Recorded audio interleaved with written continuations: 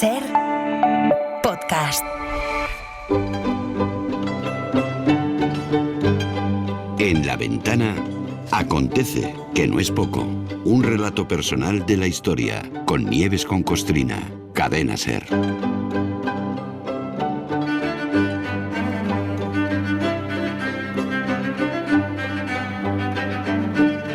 Retomamos esta última hora de Ventana desde Radio Madrid. Nieves con Costrina, buenas tardes. Hola, buenas tardes, Marta, ¿qué tal? Mira, una nunca se cansa de hablar de libros, sobre todo esos con los que de repente tenemos un clic o un flechazo, conectamos, nos enganchamos de alguna manera. Esos que se vuelven durante un tiempo nuestro refugio, nuestro motor, nuestro descanso.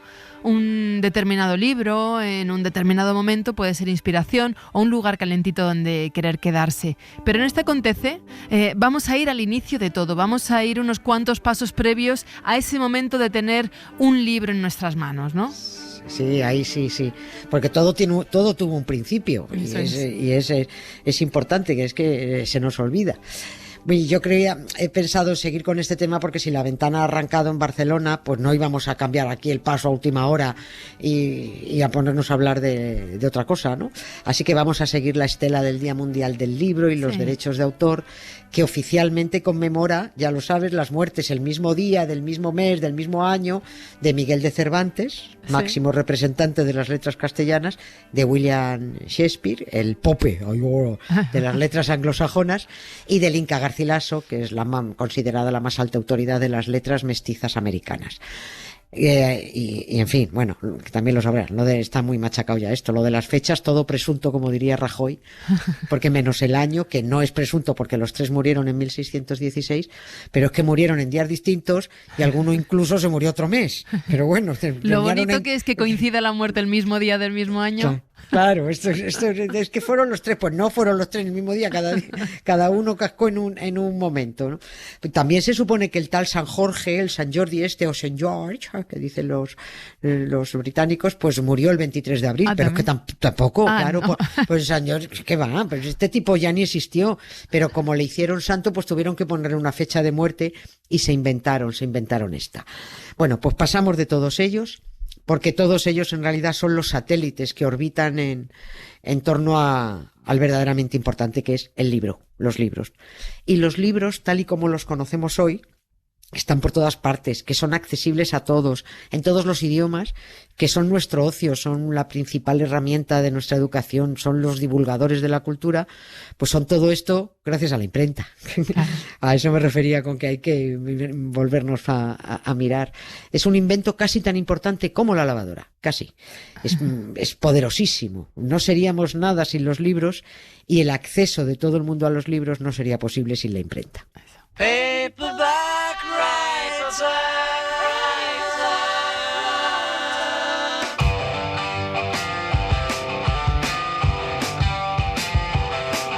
Yes, sir, oh, madam, will you read my book? It took me years to write. Will you take a look? It's based on a novel by a man named Lear, and I need a job, so I want to be a paperback writer. Paperback writer.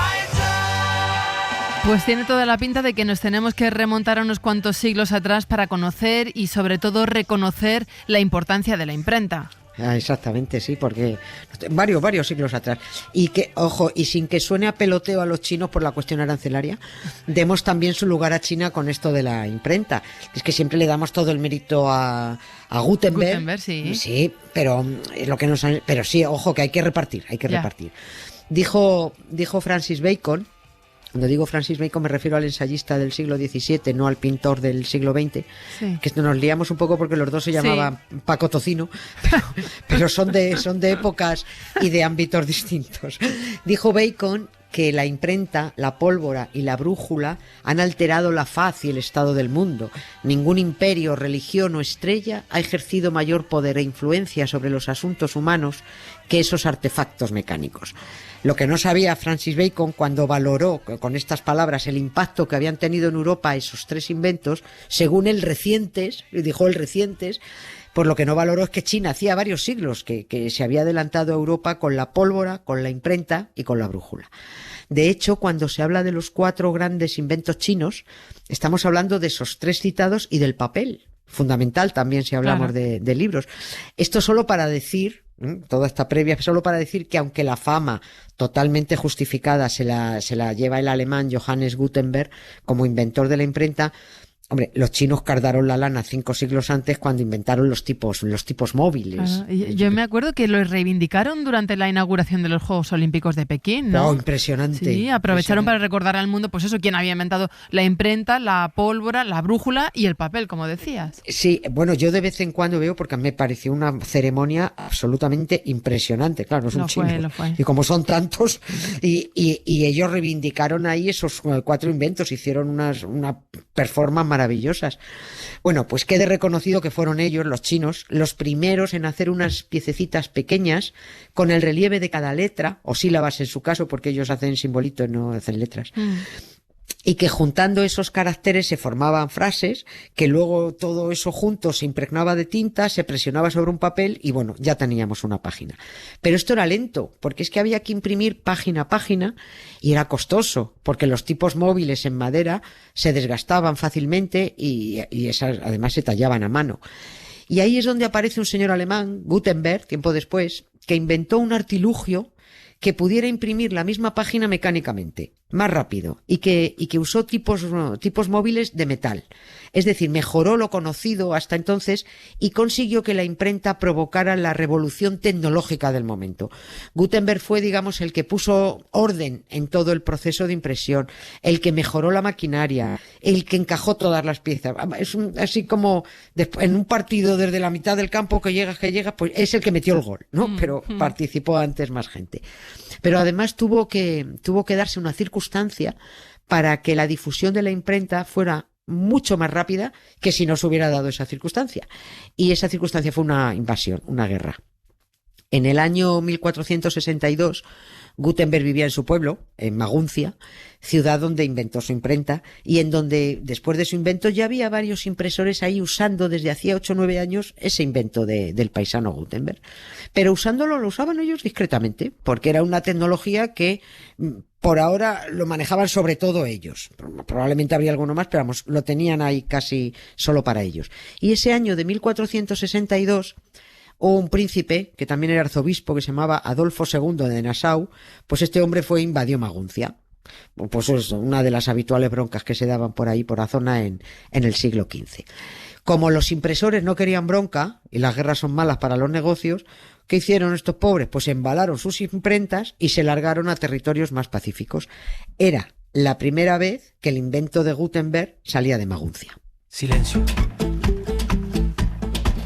Silencio.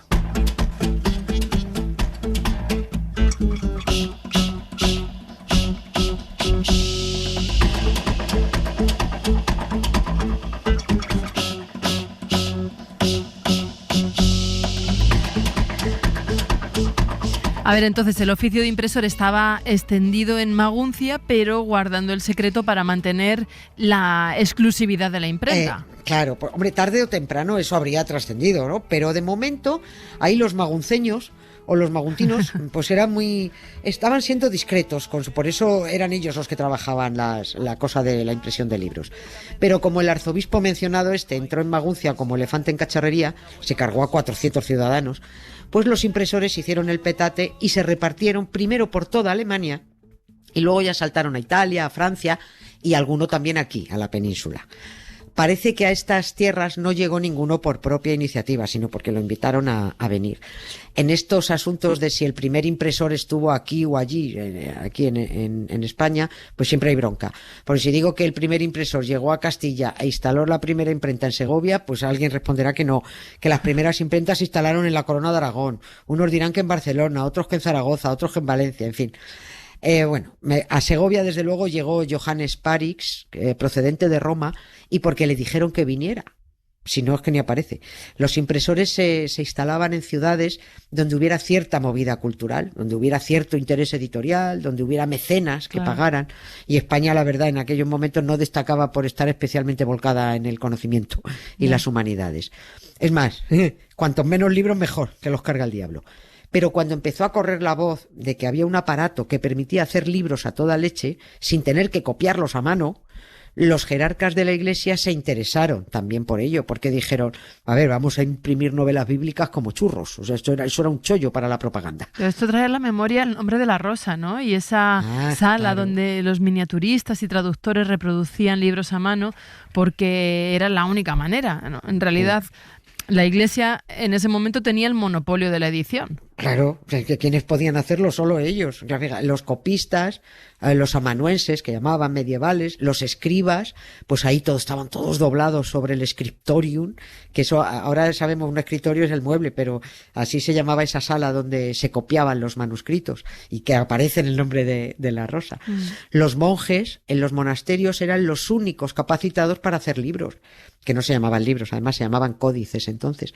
Por eso lo monopolizaron, por eso elegían cuáles había que difundir y cuáles no. Y por eso se inventaban, corregían y aumentaban los cuentos que a ellos les interesaban. El que maneja el conocimiento y la propaganda, ya sabes, es el que tiene el poder. Claro.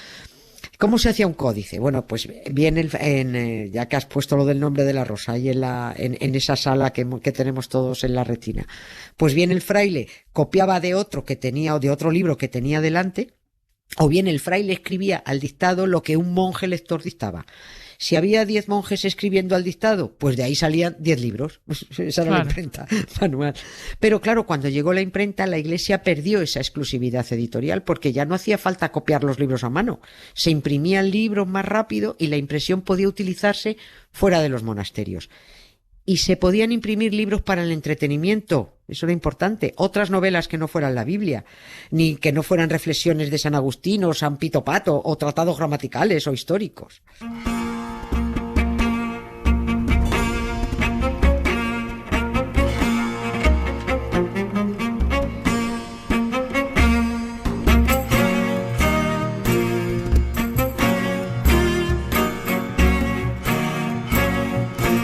¿Y se sabe, Nieves, cuál fue el primer libro de entretenimiento que se imprimió aquí en nuestro país? Sí, está documentadísimo. Y lo imprimió un alemán, claro.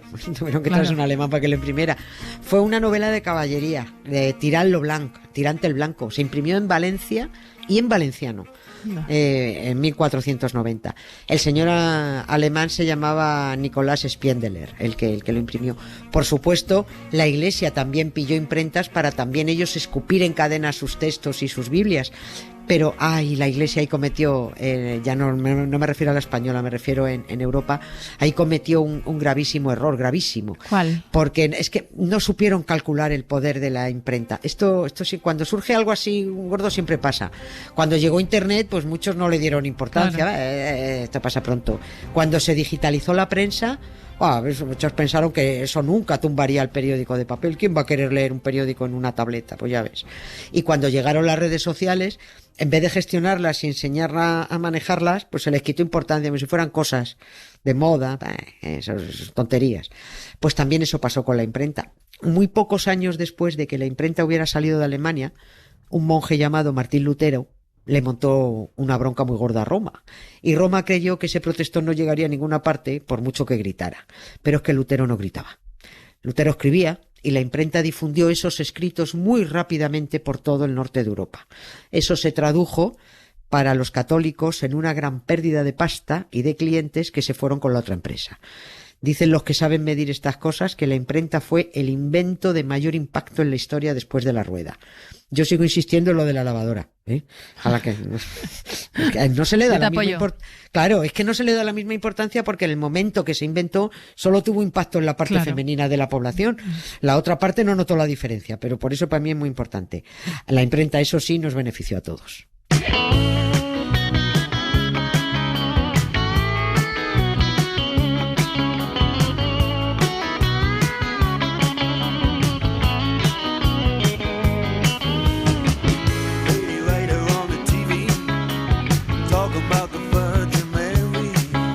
Muchas gracias, Nieves. No, gracias a ti, Marta. Mañana más. Un besazo. Un beso. Muchas gracias. Chao. Para no perderte ningún episodio, síguenos en la aplicación o la web de la SER, Podium Podcast o tu plataforma de audio favorita.